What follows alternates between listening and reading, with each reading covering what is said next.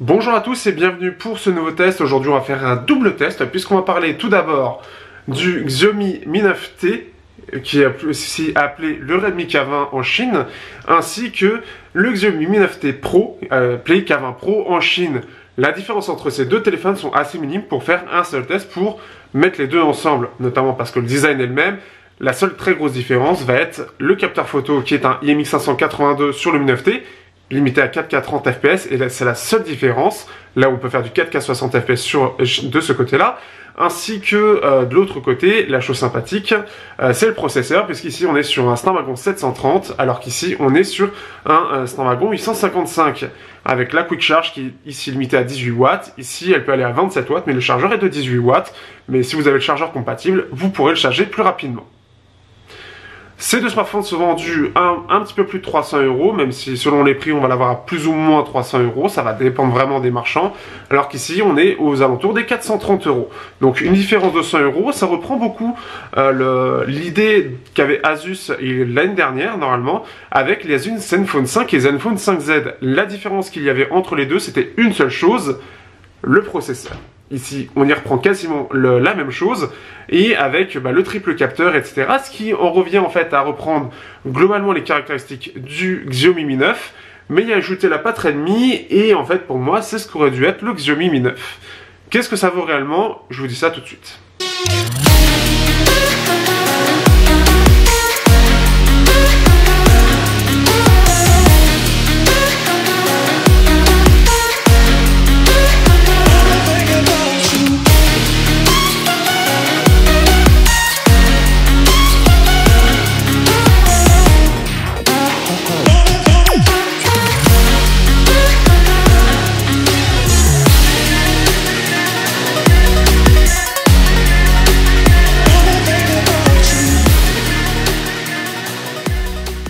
Au niveau du design, on reprend donc dans les deux cas la même chose. Alors déjà ce que je vais faire dans un premier temps, c'est de vous montrer les deux coloris. Ici vous avez la version bleue que l'on peut retrouver, qui est assez jolie. J'aime bien ce côté reflet qui est un petit peu recherché pour le coup et qui est assez sympathique. Ça va clairement cibler les jeunes, hein. C'est clairement cette tendance qui est recherchée ici. Avec vraiment, ça reste assez joli, ça joue vraiment sur les reflets, c'est assez sympathique. Il y a quelque chose de sympa. J'aime bien la couleur bleue qui est utilisée, qui ressort plutôt bien et qui est un peu différent de ce que l'on voit. C'est un petit peu plus flashy. Moi, j'apprécie bien. J'ai déjà l'habitude avec l'Honor View 20, justement. Je vais vous montrer très rapidement la différence. Mais globalement, on va surfer à peu près sur la même cible dans les deux cas. Donc voilà. On a un View 20 qui, a fait le côté un peu plus original avec le V, qui est aussi un peu plus particulier, hein. Mais dans les deux cas, c'est assez sympathique.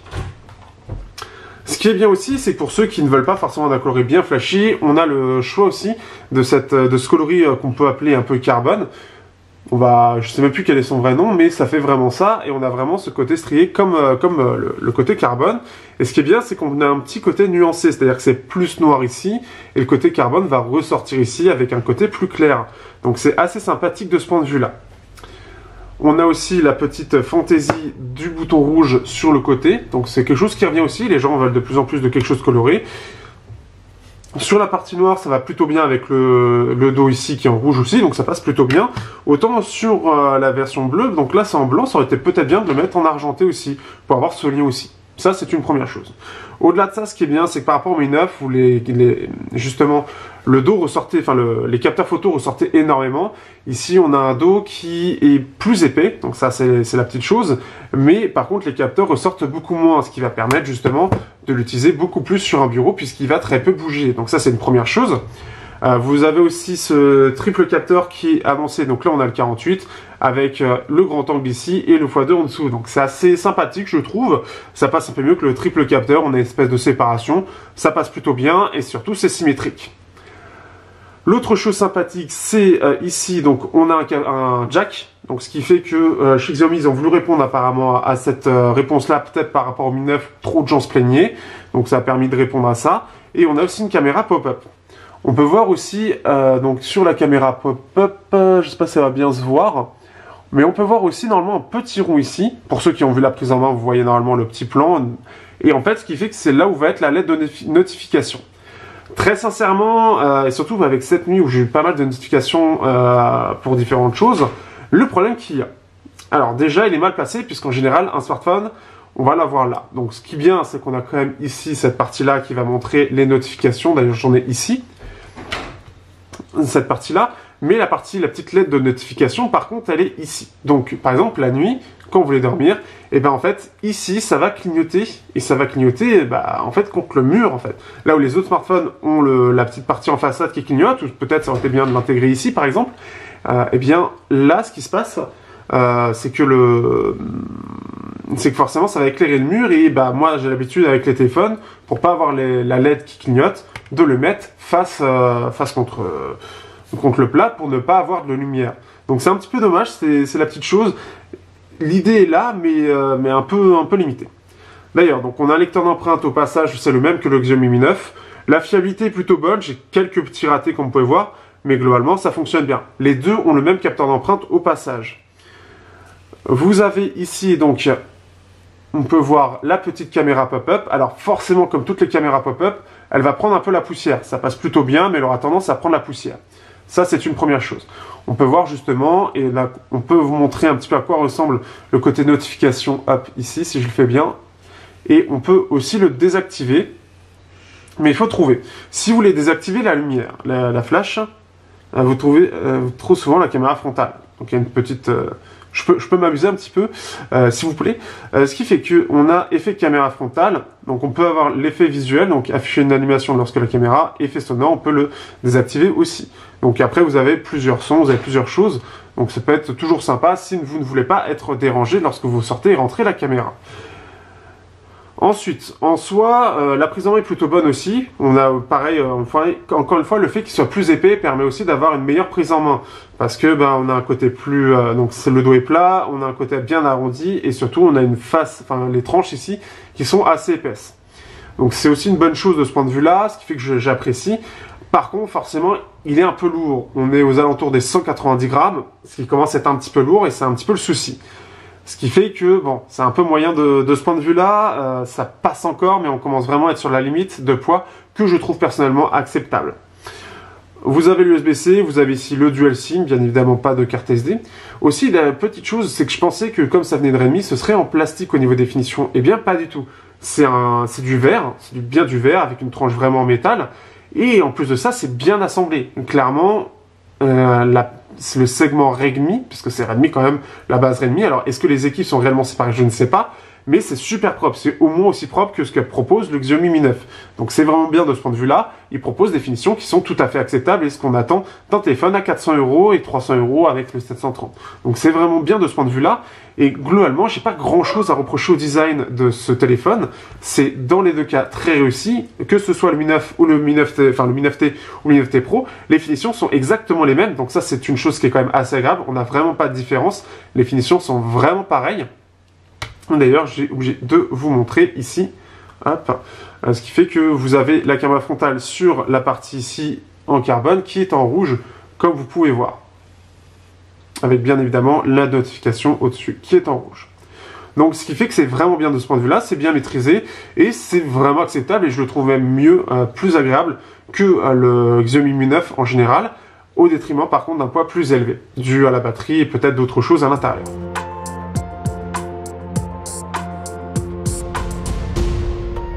Au niveau de la surcouche, on va pas être vraiment très surpris. On est sur du Xiaomi, du MIUI 10.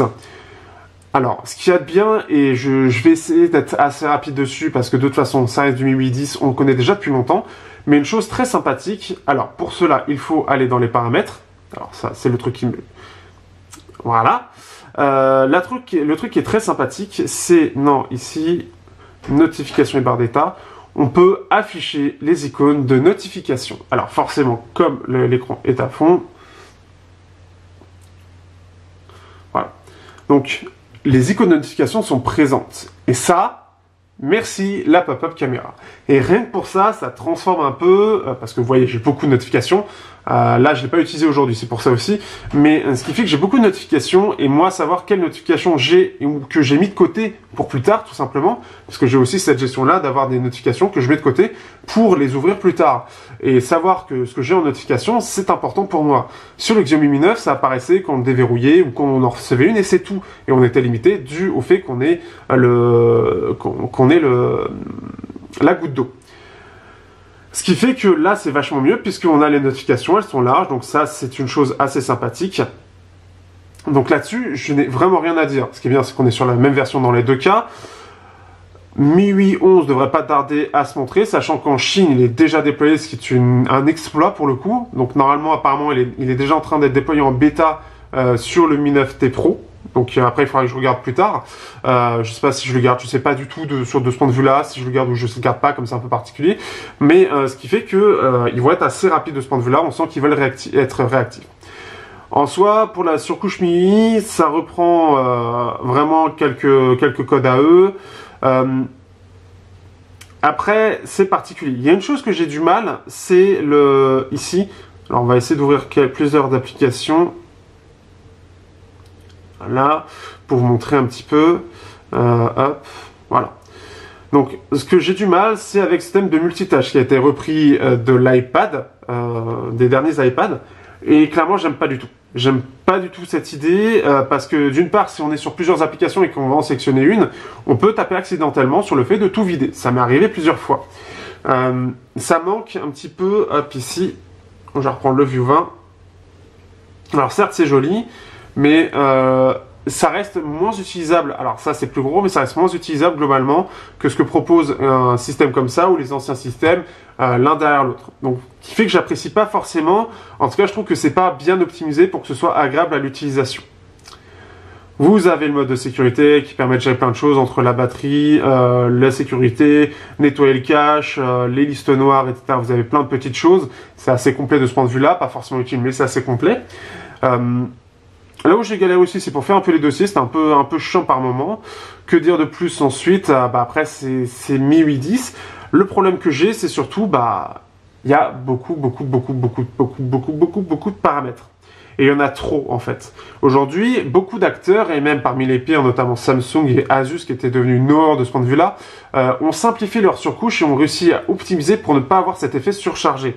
C'est ce qui manque aujourd'hui à MIUI, qui, certes, alors c'est bien, il y a plein d'options, mais il y en a trop avec les paramètres supplémentaires où il y a encore un flopé de trucs, et ce qui fait que ça fait trop en fait. Et il manque une certaine optimisation visuelle pour ne pas avoir cet effet surchargé qu'il y a à l'heure actuelle. Après, ce qui est bien, c'est qu'il y a toujours eu plein d'options, etc. Mais je trouve que de l'autre côté, l'autre problème que j'ai avec MIUI, c'est que c'est une surcouche qui, du moins dans les grandes bases, dans les grandes lignes, date entre MIUI 6 et, sur le côté un peu visuel, et MIUI 5. Sur, par exemple, les paramètres, depuis MIUI 5, je les ai pas vus changer. Ou très peu, en fait. Très peu.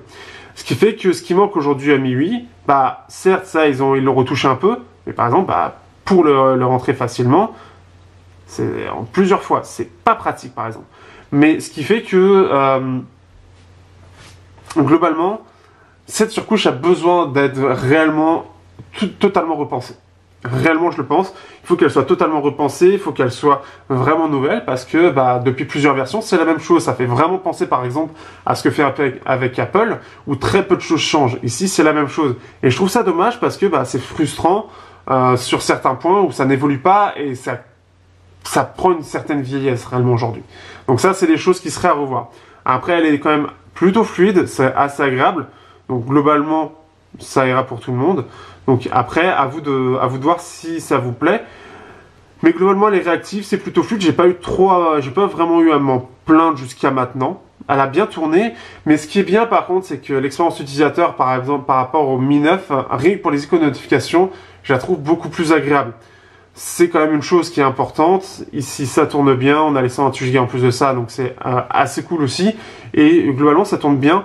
Peut-être la RAM qui est un peu agressive de ce que j'avais vu. Si on retourne sur Deezer, non là c'est ouvert. Mais il y a certaines applications où rapidement c'était fermé. J'ai pas trop compris pourquoi. Et bon, dans les deux cas, en tout cas, ça tourne bien. Le SNES 130 le gère bien aussi. Donc là-dessus, il n'y a pas de souci. D'ailleurs, même, hop, le lecteur d'empreinte, vous voyez, il est plutôt réactif. Dernière petite chose quand même, dernière petite note quand même à mettre, c'est que c'était, alors je sais plus sur quel modèle par contre, peut-être que certains s'en souviendront, pour ceux qui suivent Xiaomi depuis longtemps, il y avait un modèle qui avait plusieurs coloris. Et ce qui était bien, c'est qu'il y avait des thèmes qui étaient en fonction de ces coloris. Et quand on lance en fait la première mise en route du téléphone, on peut choisir le thème. Et ce qui était bien, c'est qu'on avait plusieurs thèmes avec les plusieurs coloris. Ce qui est dommage ici, c'est qu'on a forcément le thème rouge et on n'a pas d'autres coloris qui sont proposés ici. Ce qui est un peu dommage parce qu'avoir le même thème mais en bleu pour aller avec ça, ça aurait été nickel. Donc là, c'est une petite faute, c'est un peu dommage. Pas faute de goût en soi, mais un manque qui aurait été tout simple, je pense, à adapter puisque c'est juste de changer une couleur et de le ressortir pour aller vraiment au complet, vraiment avoir un truc complet, que ça aille bien avec de l'extérieur, aille bien avec l'intérieur. Au niveau de l'écran, on est sur le même écran dans les deux cas. Un écran donc qui est un écran AMOLED. Alors là vous voyez une différence de ce que je vois, mais c'est juste une différence de luminosité. Donc on est sur un écran AMOLED 1080p en 6.3 pouces. Bon, 6.3, 6.4 c'est la même chose. 6.3 pouces en 19 neuvième. Et donc ce qui fait que on est sur ce que proposent beaucoup d'acteurs. Donc rien de spécial de ce point de vue-là. De ce que j'ai vu, l'écran est très bien calibré, puisqu'il reprend, je crois, celui du Mi 9 ou presque, donc c'est à peu près la même chose. En tout cas, moi, j'ai pas eu de soucis de ce point de vue-là. Au niveau des couleurs, c'est vraiment très bon de ce point de vue-là, il faut l'avouer. On peut le voir, vraiment les couleurs sont très bien, donc j'ai vraiment rien à reprocher de ce point de vue-là. Il faut savoir que donc on a un mode lecture si l'on veut, donc qui va permettre justement d'avoir ce côté un peu plus jauni pour la lumière bleue, ce que je vous conseille le soir bien évidemment.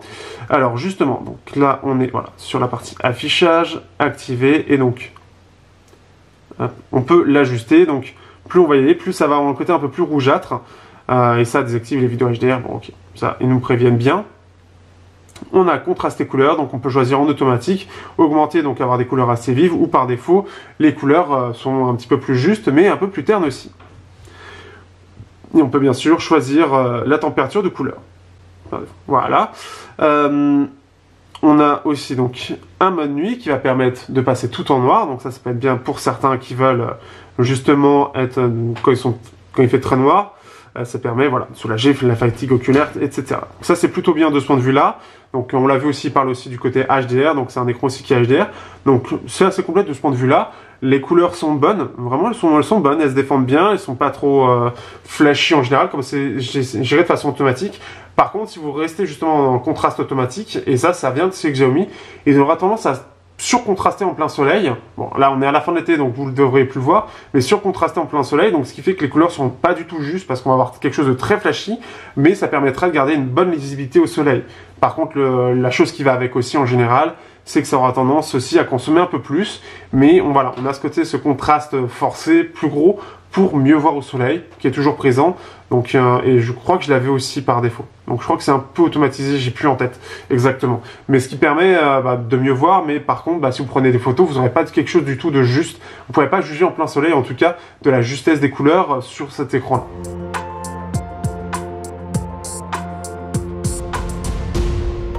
Pour la partie audio, donc là, on se retrouve avec du mono-parleur dans les deux cas. Donc ce qui fait qu'on n'a pas de stéréo dans les deux cas. Et ce qui fait que, alors, si je mets un petit peu de son,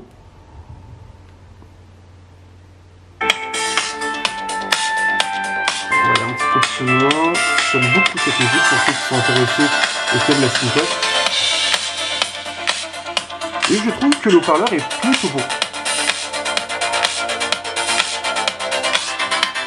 Ce qui fait qu'en plus dans les deux cas, et je vais pouvoir vous le montrer aussi, la qualité sonore est la même. Encore une fois, ce que je disais, c'est que... alors... Non, tu veux pas me mettre sur la même musique? On va aller la chercher à ce moment-là. Voilà.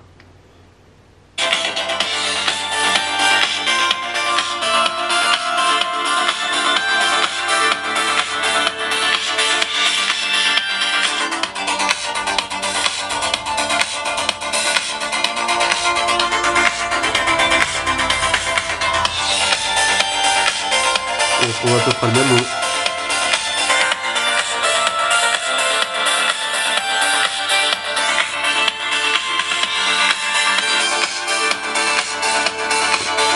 Donc ce qui fait que c'est plutôt bien pour du mono. On a un parleur qui est quand même assez puissant, qui n'a pas trop de distorsion, même à haut volume, ça reste assez correct, c'est pas trop agressif. Et c'est plutôt puissant, donc ce qui fait que c'est plutôt pas mal dans les deux cas. Ce qui est bien, c'est qu'encore une fois, on a le même matériel, donc c'est aussi pour ça qu'il y a ce double test. Pour la partie par contre jack, on a une différence. Alors première chose, il faut savoir que dans les deux cas, on nous propose ce qu'ils appellent un mode hi-fi. Alors le mode hi-fi, je vous avoue que très concrètement, je l'ai mis, mais j'ai pas réellement j'ai pas réellement senti la différence. Donc voilà, on a le mode audio hi-fi, réduire le bruit et la distorsion, augmenter la qualité audio. Donc en gros, ça va consommer un peu plus, mais vous aurez une meilleure qualité, mais je l'ai pas réellement senti en tout cas quand j'ai testé. Par contre, là, pour le coup, on a une petite différence en termes d'audio, puisqu'ici, on est sur un Snapdragon 855, et ici, un Snapdragon 730. Forcément, la qualité audio n'est pas la même, puisque ici, ils utilisent bien les puces intégrées de chez Qualcomm, dans les deux cas, et ce qui fait que forcément, ça va être lié aussi au processeur global, enfin, au processeur que c'est lié, parce que Qualcomm ne met pas la même chose forcément sur les autres. Enfin, voilà, c'est le plus haut de gamme, donc forcément, il a la puce la plus haut de gamme, ici, c'est moins haut de gamme. Donc forcément, il a la puce adaptée aussi par rapport à sa gamme, ce qui est logique. Ce qui fait que dans les deux cas, alors, ah oui, j'ai pas enregistré ce doigt-là, hop, allez. Dans les deux cas, on a donc ce système audio hi-fi, mais par contre la qualité audio n'est pas exactement la même. On sent que ça manque un petit peu de puissance sur le 730, on sent que ça manque un peu de détails, ça manque de finesse, et ce qui est tout à fait logique. Donc le son est globalement correct, on n'est pas très loin d'un Honor View 20, je trouve que ça se défend plutôt bien, ça se défend même étonnamment bien, il a une bonne sortie assez propre. Dans les intras que j'ai testés, j'ai pas ressenti de gêne particulière pour écouter avec le Mi 9T Pro, même si j'ai senti que j'avais quand même un son qui était un peu moins dynamique, un peu moins détaillé globalement et un peu moins propre que l'Honor View 20. Ça s'en approchait, c'était plutôt pas mal. Sachant que le View 20 se défend plutôt bien, et si je compare au Meizu 16e, lui il est encore un petit peu plus détaillé, mais la différence n'est pas énorme, donc ça c'est une bonne chose. Et en plus de ça, c'est plutôt bien. Ici, on sera plus limité en termes de puissance, on sent qu'on est plus limité en termes de qualité aussi. La dynamique est un peu moins bonne, la stéréo, elle est aussi un petit peu moins. Et selon les numériques aussi, il alimente un petit peu moins bien. Donc il est un peu moins péchu, ce qui peut expliquer aussi le fait que ce soit un peu moins détaillé, parce qu'il drive un petit peu moins bien. L'autre différence que j'ai sentie, c'est celle partie sur le Bluetooth. J'utilise pas énormément le Bluetooth, mais je l'ai découvert, donc autant le partager. C'est que donc le Bluetooth sur le Mi 9T, avec le Snapdragon 730, n'est pas au maximum, n'est pas optimisé, dans le sens où j'ai testé avec les KZ-T1 et j'ai senti une différence en écoutant du Rammstein notamment, que clairement on a quelque chose d'un petit peu plus compressé, en tout cas que la qualité d'envoi n'est pas aussi optimale que celle du Mi 9T Pro ou en général la plupart des hauts de gamme. C'est-à-dire que les KZ-T1 sont assez précis, ce qui fait que quand il y a une grosse riff de guitare sur Rammstein, on va bien sentir justement l'oscillation de la guitare en fait. Donc ce qui fait que c'est quelque chose que j'apprécie beaucoup dans les riffs de guitare. Et ce fait que là où on l'entend bien sur le Mi 9T Pro, il sera un peu lissé sur le Mi 9T. Ça s'entend à certains moments, si vous avez l'oreille, ça va s'entendre. Donc si vous cherchez la meilleure qualité audio en jack ou en Bluetooth, il faudra privilégier le Mi 9T Pro, parce que celui-ci sera en retrait, ce qui est un peu logique aussi au vu du processeur qu'il y a dedans. Mais je ne m'attendais pas à avoir une différence en termes de Bluetooth. Alors, est-ce que c'est fait exprès ?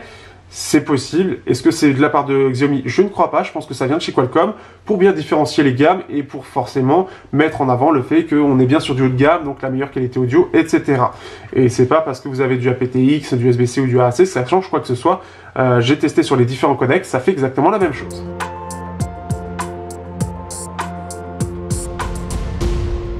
Pour la partie photo, donc ici on est sur un IMX586, alors sur le Mi 9T normal on est sur un IMX582, le tour en ouverture 1.8 avec de la stabilisation optique. Qu'est-ce qui différencie le IMX586 du 582? Il n'y a qu'une seule petite chose, c'est du 4K 30 fps pour le 582, alors qu'on a du 4K 60 fps pour le IMX586. On a aussi un capteur x2 en ouverture 2.4 de 13 mégapixels, qui va donc permettre d'avoir des photos un peu plus détaillées, ainsi qu'un grand angle, donc aussi en ouverture 2.4 et de 13 mégapixels. Donc dans l'ensemble, ce qui fait que voilà, on est sur la même configuration, on est sur exactement la même configuration aussi que le Xiaomi Mi 9, donc ce qui fait que rien ne change de ce point de vue-là.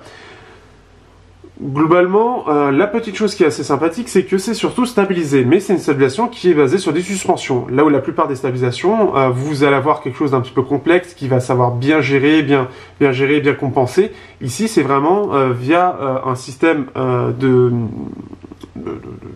comme des ressorts, en gros, pour faire simple, et ce qui fait que ça va se voir, en fait. Alors, si je baisse un peu la luminosité, vous verrez mieux. Et en gros, quand je vais taper, bah, ça va vibrer. On va...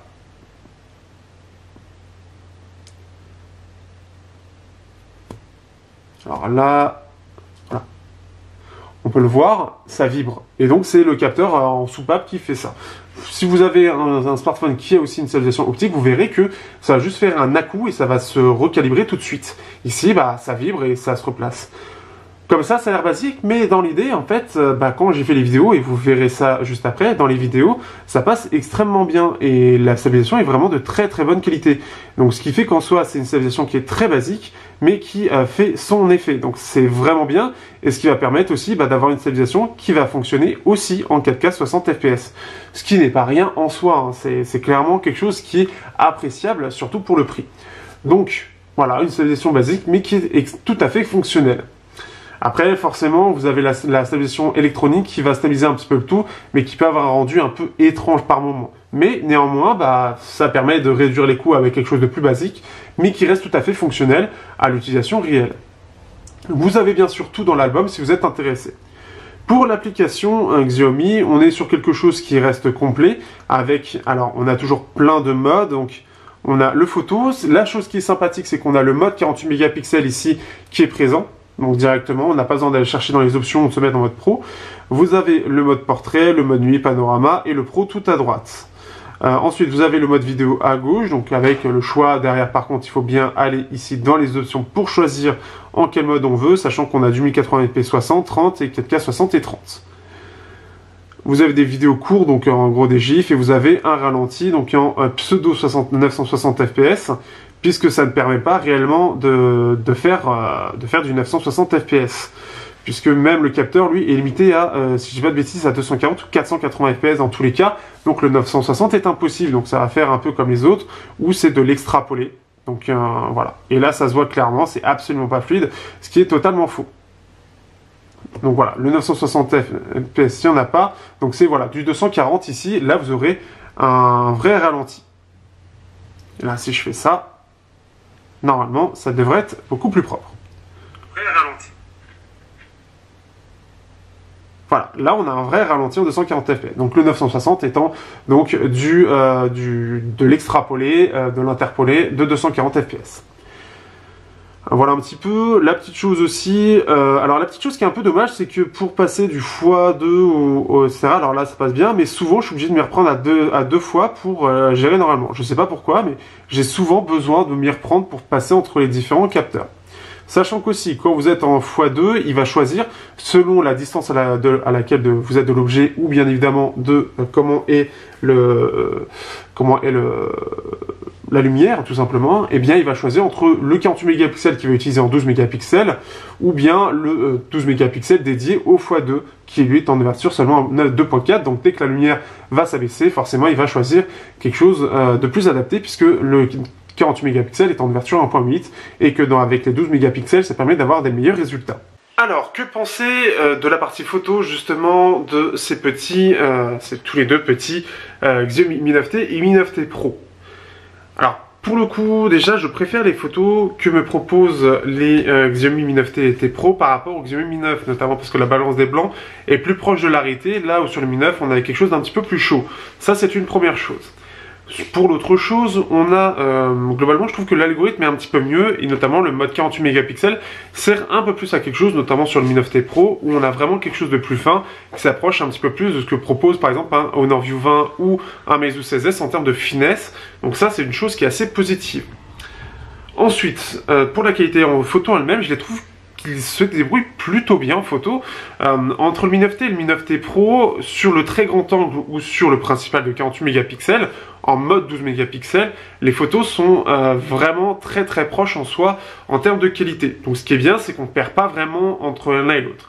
Là où il va se faire la différence entre les deux téléphones, ça va être surtout sur le capteur x2, Là où le capteur x2 sur le Mi 9T Pro arrive vraiment à récupérer plus de détails, on sent quelque chose de plus limité avec des points noirs. Alors je pense que c'est peut-être des outils d'optimisation, il faudra voir peut-être sur les prochaines mises à jour, mais forcément comme d'un côté on est sur un Snapdragon 855 qui va pouvoir gérer plus de photos d'un coup dans un laps de temps plus court globalement, puisque le traitement photo va pouvoir être optimisé, va être mieux géré, il y a plus d'options, il y a plus de fonctions en général, que sur 730 qui est un peu plus limité. Donc sachant qu'il est en ouverture 2.4 et donc forcément il capte un peu moins de lumière, il va être plus limité. C'est-à-dire que par exemple je pense que, et c'est une totale hypothèse, hein, c'est juste un exemple, là où le Xiaomi 9T Pro peut prendre jusqu'à 15 photos en même temps pour pouvoir les configurer en une seule de façon de meilleure qualité, en meilleure qualité dans un laps de temps plus court. Le 730, lui, peut faire moins de photos d'un coup parce que le processeur est moins performant et qu'en plus de ça, le traitement de toutes les photos est aussi, pour avoir quelque chose qui soit équivalent, un peu plus court, donc le traitement est un peu moins optimisé. C'est vraiment là où va se faire la différence. Sur le 48 mégapixels, pareil, on voit quelques petites différences, mais ça reste globalement pareil. Ce qui fait que vous avez les deux albums, une partie des photos sont similaires. Ce que je vous conseille réellement pour voir la différence et pour vous faire votre propre avis, c'est justement d'aller chercher ces photos-là, normalement des photos de bâtiments, les photos des gares justement, qui vont être prises en même temps. Vous avez la date et l'heure normalement, donc vous devrez les retrouver assez facilement et ça vous permet de vous faire une idée. Là aussi où se fait la différence, c'est aussi sur ce qu'on appelle plus sur le 12 mégapixels, c'est très proche, mais la différence va être assez subtile puisqu'elle va être sur les micro-détails. Donc globalement, sur les bâtiments que j'ai pris en photo, il y a, par exemple, vous savez, vous avez des endroits où avec la pluie, ça laisse des petites traînées noires, ce genre de choses, ou des petites fissures, ce genre de choses. Et ben, le Mi 9T Pro arrive à récupérer plus de nuances, plus de petites choses par-ci par-là, plus de détails, de micro-détails sur ces petites parties-là. Ça reste vraiment très léger, c'est possible que l'écart se creuse avec le temps, puisque le 855 va permettre d'avoir des mises à jour, d'optimiser un peu mieux que le 730 qui va arriver plus vite à ses limites justement. Ce qui fait qu'il faudrait voir par rapport à ça, mais déjà c'est ce que je peux voir. Ça reste vraiment du détail, globalement la plupart des gens en seront tout à fait satisfaits et ne verront pas la différence. Mais si vous êtes un petit peu tatillon, notamment sur justement ces petites choses qui peuvent faire la différence dans une photo, et moi je suis de ce type-là, où par exemple justement toujours sur la gare, là où il y a les bâtiments, etc., sur la gare, vous avez l'antenne, on va récupérer un petit peu plus d'informations sur l'antenne, et sur les arbres en dessous, c'est là où c'est assez difficile en général pour les capteurs photo de récupérer les informations, là où le Mi 9T Pro arrivera plus facilement à discerner chaque arbre et à donner un petit peu de relief, à donner un petit peu de détail pour les discerner et voir cette petite forêt. Ça donnera plus un petit effet de bouillie verte, en fait, juste un truc un peu plus uni, en fait, sur le Mi 9T. Ça reste des petits détails, ça peut faire des différences pour certains, pas forcément pour d'autres, donc après ça dépend de ce que vous cherchez en termes de qualité photo, et si vous cherchez quelque chose de plus ou moins précis. C'est de toute façon logique qu'il y ait une différence, puisque forcément, encore une fois, le processeur n'est pas le même. Dans les deux cas, pour 300 et 400 €, on a deux pompes photophone qui se débrouillent plutôt bien globalement et qui en plus de ça a surtout la possibilité d'avoir quelque chose qui est très polyvalent, puisqu'on a un vrai x2 qui est aussi aidé par le x2 selon les conditions de lumière. Avec le grand angle, on peut faire du 48 mégapixels qui va être plus ou moins bien fait et du très grand angle aussi qui est plutôt bon. Ce qui est bien, c'est qu'on a une bonne justesse des couleurs sur les trois capteurs. Donc ça, c'est une bonne chose. C'est pas forcément facile. Des acteurs plus premium ont un peu plus de mal à faire ça. Donc ce qui fait que c'est plutôt une bonne chose et ça permet de garder la même identité à peu près pour chaque photo, la même couleur et globalement, voilà, ne pas être trop perturbé de ce point de vue-là. Ce qui fait que ça, c'est vraiment plutôt bien et globalement, j'ai plutôt bien apprécié faire les photos avec. Par contre, il faut savoir qu'avec la plupart des miniatures que je fais, notamment des intras, je les fais avec le Honor View 20. J'ai essayé de les faire avec le K20 Pro, enfin le Mi 9T Pro. Le problème, que ce soit sur le Mi 9T ou le Mi 9T Pro, c'est que le focus en mode macro, on va dire ça, puisque c'est un peu comme ça que je les utilisais, est assez foireux. Et il est foireux, mais constamment foireux, dans le sens où, en gros, on va prendre un écouteur. Il y a environ 7 distances en général entre le téléphone, vraiment, je faisais voilà, quelque chose comme ça, quand j'utilisais en x2, voilà, ça donnait à peu près ça en termes de distance. Le problème étant que là où je demandais de faire le focus ici, donc vraiment sur la face de l'écouteur, et ben en fait, lui, il allait le chercher, alors on va faire comme ça. Au lieu d'avoir le focus vraiment sur la face, là où il y a écrit CCA, et bien il va faire le focus sur l'embout ici. Quand vous êtes aussi près, la différence de focus se voit tout de suite, puisque forcément cette partie-là va être floue et la partie derrière va être nette. Et alors j'ai essayé avec du Google Caméra, j'ai essayé sur les différents capteurs, j'ai essayé entre le Mi 9T et le Mi 9T Pro, et à chaque fois c'était constamment derrière. C'était de l'ordre, en gros, c'est de l'ordre de entre 5 mm et 1 cm. Et c'est chiant. Ce qui fait que pour le mode macro, bah, c'est un peu chiant parce que c'est pas précis et pourtant la zone où je demande le focus est quand même assez large. Un écouteur, ça reste quand même un petit objet quand même comme ça qu'il devrait voir, surtout qu'il est assez dense, il est assez visible, il y a du contraste entre le texte, il y a tout qui permet de le faire et pourtant ce n'est pas le cas. Et j'ai testé avec du Oppo, j'ai testé avec le Honor, j'ai testé avec le Meizu 16e pour le coup, donc en plus de ça un petit peu plus en retrait et ça ne passait pas. Donc là-dessus, c'est un peu dommage et il est un peu en retrait. Peut-être qu'une mise à jour permettra de régler ça. En tout cas, je remonte l'information. Mais c'est là-dessus qu'il pêche un peu. Donc, c'est pas parfait. Et là, pour le coup, c'est là où ça m'a déçu vraiment de ce point de vue-là. Autre petit bug, peut-être que ce sera réglé plus tard, et que j'ai sur le Mi 9T comme le Mi 9T Pro aussi, c'est que sur Google Photos, au lieu de récupérer l'ensemble de la photo, parce que j'utilise Google Photos pour faire mes albums, pour comparer, pour pouvoir zoomer, parce que j'ai vraiment plus une meilleure liberté d'action que la plupart des applications galeries par défaut. Et ce qui fait que le souci, c'est que là, en fait, il ne récupère que les thumbnails, donc la miniature de la vraie photo. Et ce qui fait que, à part supprimer les données de l'application, eh bien, je ne peux rien faire d'autre. Même hors démarrage, ça ne fonctionne pas forcément. Et c'est même pas vider le cache, c'est vraiment supprimer les données pour que l'application se reconnecte, récupère correctement les photos. C'est un peu chiant parce que c'est même pas avec le temps qu'il va le récupérer, puisque au fur et à mesure de la journée ou même le lendemain, il récupère que la miniature quand même.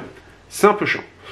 Pour finir un peu, et je vais essayer de faire vite sur la vidéo, elle, est vraiment bonne, elle m'a pas mal surpris parce que pour une stabilisation qui est, comme je l'ai dit, très basique, elle a pu faire des vidéos qui sont très stables et qui passent vraiment bien.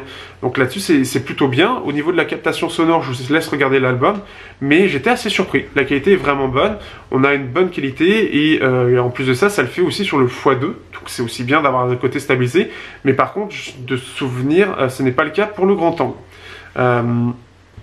Et de souvenir aussi, c'est dégueulasse ce que je viens de faire, mais de souvenir aussi, alors que je me remette en mode vidéo, hop.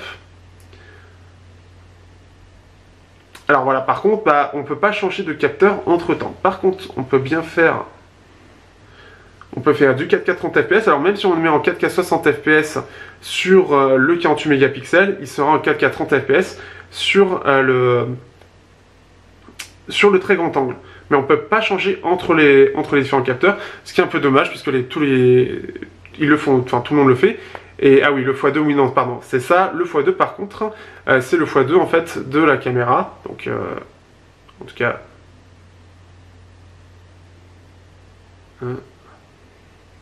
Mais c'est le x2 en fait, c'est le x2 de la caméra principale. Voilà un petit peu pour la partie photo-vidéo.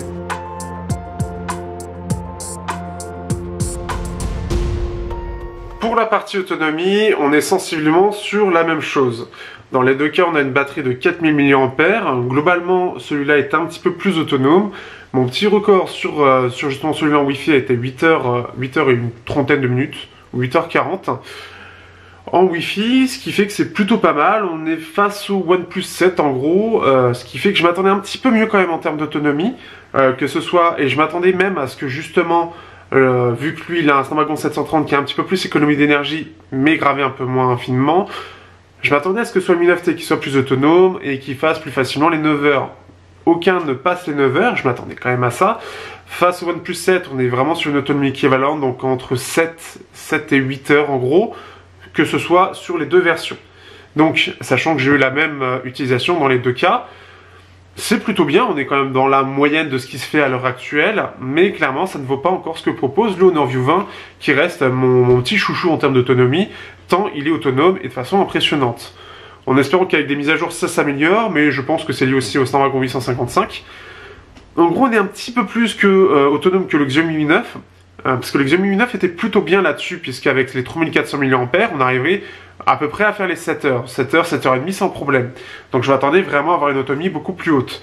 Ce qui est possible aussi, c'est que vu que forcément il a une plus grosse batterie, les performances sont un peu plus débridées que le Xiaomi Mi 9, où justement ils ont dû brider un petit peu les fréquences, la façon d'utiliser, pour avoir une bonne autonomie malgré la petite batterie. Ce qui me semble en tout cas le cas. Par contre, forcément, par rapport au Mi 9, on perd la charge sans fil de moins watts, mais on a du 18 watts toujours en charge rapide et du 27 sur la version Mi 9T Pro que j'ai ici. Et donc là, c'est 18 27, mais 27 en option.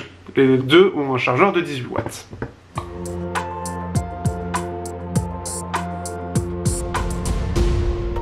Au niveau des benchmarks, donc là on se retrouve avec d'un côté le Xiaomi Mi 9T Pro et de l'autre le Mi 9T normal. D'un côté on a droit au Snapdragon 855 en 7 nanomètres et l'autre on a droit à du Snapdragon 730 en 10 nanomètres. Les deux en octo-cœur, 6 Go de RAM dans les deux cas. Ce qui fait que on est d'un côté sur 6 cœurs Cortex A55 et 2 cœurs en Cortex A76. Et de l'autre côté, nous avons droit à 4 cœurs Cortex A55 et 4 cœurs en Cortex A76, dont un plus performant que les autres, enfin plus hautement cadencé pour des tâches un peu plus lourdes. Ce qui fait qu'on a d'un côté 3456 points en score, sachant que on est jusqu'à 2,8 GHz de ce côté-là, alors que là on est jusqu'à 2,2 et pour les cœurs Cortex A55, on est dans des deux cas à 1,8 GHz. Donc d'un côté on est à 3500 points, de l'autre à 2500 et ici 2800 points, et ici 6900. Donc dans les deux cas on est dans ce qu'on a d'habitude. Ce qui est intéressant, c'est de voir justement la différence entre un côté haut de gamme et de l'autre plus milieu de gamme. Ce qui fait que le max fait avec le 855 est de 214 Go IPS, donc sur CPU Photo Bench, pour voir au bout de 15 minutes comment se comporte le processeur. Et au bout d'environ 2 minutes, il va redescendre pour se stabiliser vers les 180 Go IPS. Du côté du Mi 9T, on a droit donc à quelque chose de beaucoup plus stable. Donc d'un côté ici, on est à 70% des performances max. Ici, on est à 91, forcément, c'est moins performant. On est à du 10 nanomètres, c'est bien maîtrisé aujourd'hui. Donc ce qui fait que les performances sont beaucoup plus stables. Ce qui fait que on est au max à 162 Go IPS. Donc on voit la différence par rapport au 214. Avec une moyenne à 157 et on descend un petit peu à 141 au plus bas.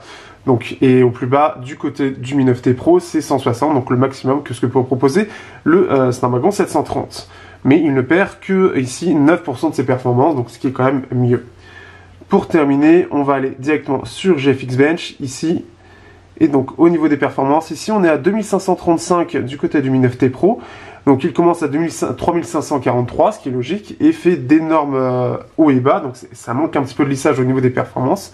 Entre donc 3250 et 2530 en termes de performance, donc ce qui fait que ça bouge beaucoup par contre au bout d'une demi-heure, mais ça garde pendant en tout cas environ 5 minutes les performances à 3500 avant de tomber à 3250 et tomber au bout d'une vingtaine de minutes à 2500 et faire des yo-yo de ce point de vue-là.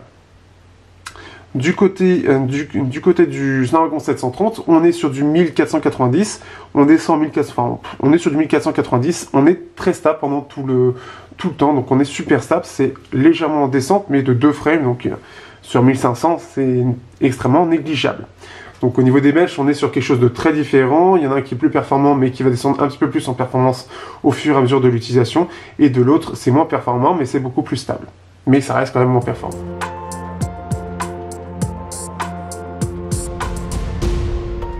Un petit peu de jeu, on va faire du PBG, histoire donc d'être dans les règles. Et on va bien évidemment aussi comparer juste après rapidement à ce que propose le Mi 9T. Ici, je suis en graphisme limite et HDR, donc ce qui fait que quelque chose de classique. Et on va pas faire grand chose histoire d'abréger un petit peu. On sait ce que vaut le Snapdragon 855, c'est juste pour montrer de quoi est capable donc celui-ci, sachant que de toute façon, hop. Alors ici, je vous avoue, je suis avec des écouteurs, donc je n'entends pas ce qui se passe. À part que je tire dans le vide. Et je me réfère à ce qu'il y a sur le radar. On va voir si j'arrive à trouver des ennemis rapidement. Parce que vu qu'il y a du bruit, autant aller là où il y a du bruit. Mais sinon, on va rapidement passer sur ce que propose le Mi 9T, histoire de ne pas perdre de temps et pouvoir finir enfin ce test. Et ce double test, au passage. Je vois des tirs, mais je me demande si c'est pas mes collègues qui tirent un peu de partout, vu que l'équipe est présente. Ah si, il y en a un là. Ah, mais je crois qu'il a été à terre. Je crois qu'il a été mis à terre. Ah non. Et ben voilà, comme ça il y aurait eu au moins un frag dans cette petite partie. Voilà, avec une grosse arme en plus de ça.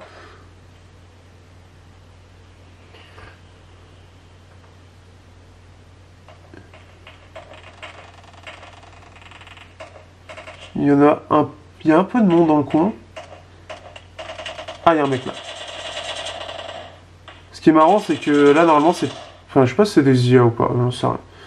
Bon, en tout cas, c'est marrant, il y a du monde dans le coin.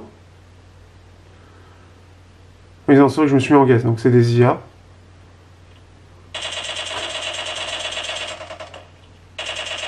Voilà, on passe maintenant au Mi-9T. On se retrouve maintenant avec le Mi-9T et son... Hop, alors c'est bien si je saute. Et son petit Samagon 730. Alors par contre ici je suis en mode élevé uniquement et pas limite. Et je n'ai pas accès à l'HDR. Donc on a des graphismes un peu différents. Et c'est-à-dire l'option n'est même pas présente sur l'appareil. Alors est-ce que c'est limite ou on va vérifier? Est-ce que l'HDR n'est pas présent sur le Mi-9T? C'est la question que je me pose. Donc on va voir ça juste après. On va essayer de trouver quelques armes et trouver un ennemi à tuer avant de partir sur la conclusion. Qui est d'ailleurs en réalité déjà tourné, puisque j'ai dû refaire les tests de benchmark que je n'avais tout simplement pas fait. Ce qui est très intelligent de ma part, surtout quand il est près d'1h du matin, et que j'ai passé 3 heures à faire ce test. Alors, hop, on va avancer. Bon, ce qui est bien, c'est quand même qu'on a le full screen, on n'a rien, on n'a pas d'encoche, on n'a rien qui gêne, on peut vraiment profiter de l'écran complet. C'est con, mais ça fait quand même plaisir. Allez. Quelqu'un dans le coin. Il ne semble pas y avoir. Donc ce qui fait qu'après c'est surtout pour montrer. Après ça reste beau, etc. Ah si.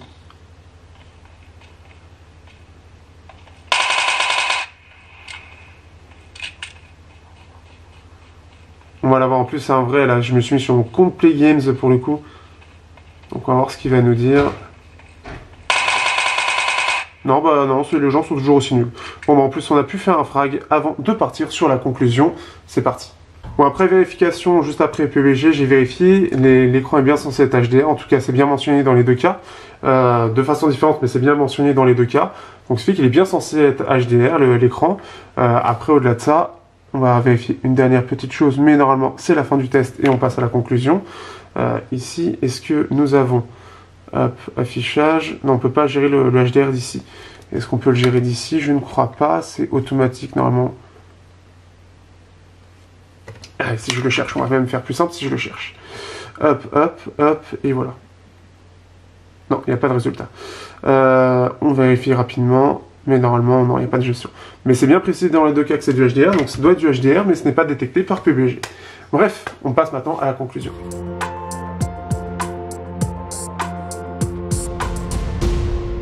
Alors, que penser donc de ces Xiaomi Mi 9T Pro, donc celui-ci, et du Xiaomi Mi 9T que vous voyez ici? Déjà, ce que j'aime bien, c'est la stratégie d'avoir juste le même appareil avec un processeur différent. Bon, certes, on a aussi la charge rapide, mais qui est liée au processeur, et vous avez aussi l'appareil photo, mais qui est aussi lié au processeur et qui est en lien, donc c'est logique aussi. Ce qu'il y a de bien, c'est qu'on a exactement la même chose. On a de l'écran AMOLED, on a du lecteur d'empreintes de seconde génération qui est plutôt fiable et qui permet en plus de ça de l'utiliser quand il est complètement éteint. Là où pour certains, par exemple OnePlus, il faut d'abord le réveiller en appuyant déjà une première fois dessus et ensuite appuyer sur le lecteur d'empreintes.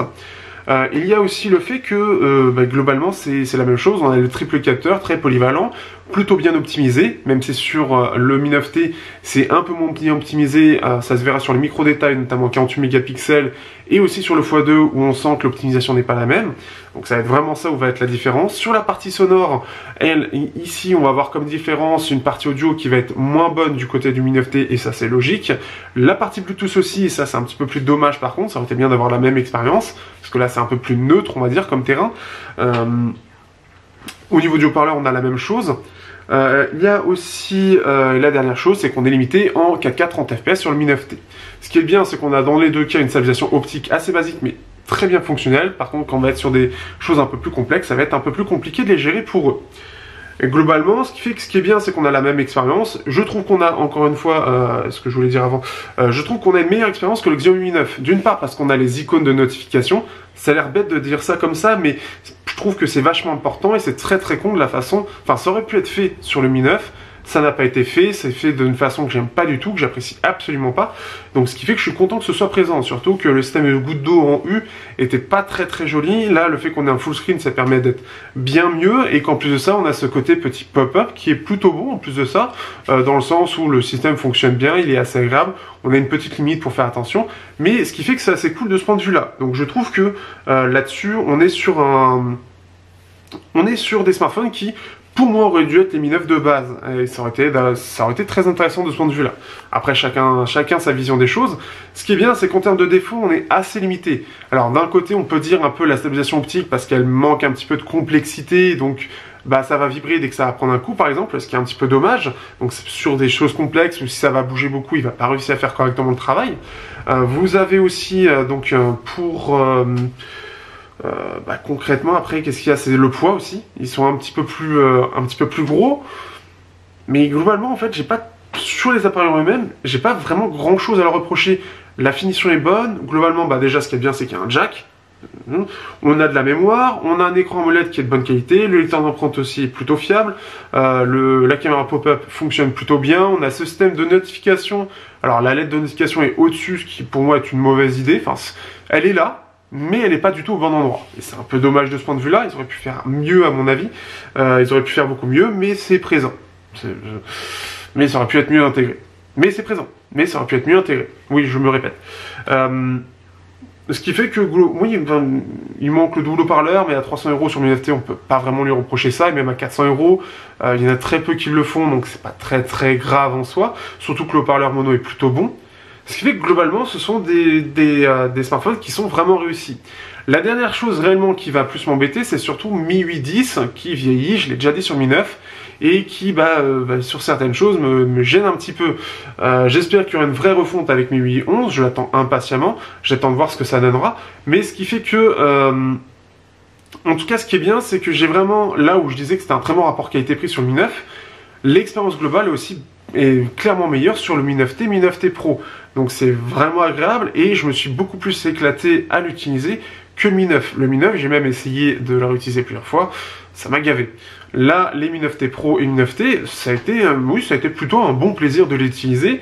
Pour des choses un peu plus personnelles, ça m'a un peu plus cassé les couilles, notamment le côté photo ou le côté macro, en fait, ça fait le focus toujours derrière, donc ça m'a clairement cassé les couilles, parce que j'ai jamais pu avoir une photo nette de façon constante, j'en ai pas réussi une seule, ou alors il faut que je joue en fait avec le focus, il faut que, en gros, je fasse le focus un peu devant, pour l'avoir là où je veux. Ce qui fait que c'est pas terrible et c'est pas normal et c'est surtout la première fois que je rencontre ce type de problème et j'ai fait beaucoup de macros sur beaucoup de smartphones pour comparer sur des écouteurs avec les petits micro-détails, les petites choses, les petits grains, etc. C'est la première fois que je rencontre ce problème et en plus de ça, c'est commun aux deux modèles. Donc c'est ça qui est en plus assez intéressant. Donc ça montre aussi que c'est vraiment la même chose dans les deux cas. Voilà un peu ce que j'avais à dire, j'espère que vous aurez apprécié.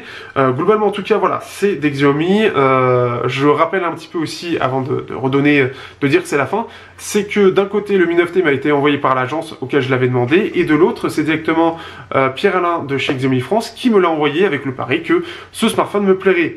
Il me connaît bien, ce smartphone m'a plu, surtout le Mi 9T Pro qui est un petit peu mieux sur les choses que je recherche. Donc côté caméra où je suis un petit peu plus tatillon, sur le côté surtout détail. Et sur le jack aussi qui est un peu mieux et qui se rapproche de ce que j'exige au minimum pour une bonne expérience audio.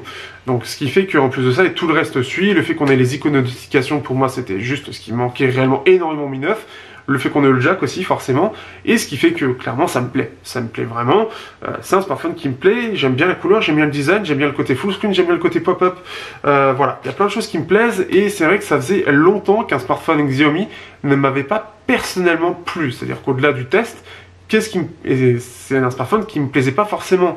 Peut-être que ça se voyait avec le Mi 9, en tout cas le Mi 9 ne m'avait absolument pas convaincu pour mon utilisation personnelle, cela-ci, et ce qui fait que c'est quand même une bonne amélioration, et j'espère voir de nouveaux Redmi, voir comment ça va s'améliorer. Encore une fois, chez Xiaomi, ce qui me dérange, c'est surtout la politique d'avoir toujours 10 millions de smartphones qui sortent par jour, et ça ne changera malheureusement pas pour l'instant, je pense, en espérant qu'ils se calment à un moment donné, pour avoir une gamme un peu plus claire et un peu plus posée, on va dire ça, un peu plus posée, pour mieux comprendre, mieux analyser, mieux ne pas être blasé des sorties et mieux profiter de chaque smartphone qui sort avec juste une bonne petite partie marketing sur des mois plus longs et pas faire une sortie de produit réellement, peut-être tous les mois, ce qui peut être un peu gavant à la longue, mais c'est pas les mêmes gammes à chaque fois. Pour moi, le Mi 9T Pro et le Mi 9, ils sont tellement proches que ça devient compliqué, même si mon expérience personnelle a été changée. Ils sont très proches et trop proches pour pouvoir justifier de la nouvelle sortie d'un nouveau smartphone. C'est ça qui me dérange à l'heure actuelle, en espérant que ça change à un moment donné. En tout cas, les produits en eux-mêmes sont très réussis et c'est surtout ça le principal. Sur ce, je vous dis à bientôt pour un prochain test. Si vous voulez me soutenir, n'hésitez pas, vous avez tout dans la description. Merci à ceux qui me soutiennent toujours autant et qui sont toujours aussi présents. Donc, merci à vous, ça fait toujours plaisir. Vous avez les différents moyens de soutien pour ceux qui veulent, donc Tipeee, Utip, les liens affiliés, etc., etc. Et voilà, et je vous dis à bientôt pour un prochain test sur Technologie.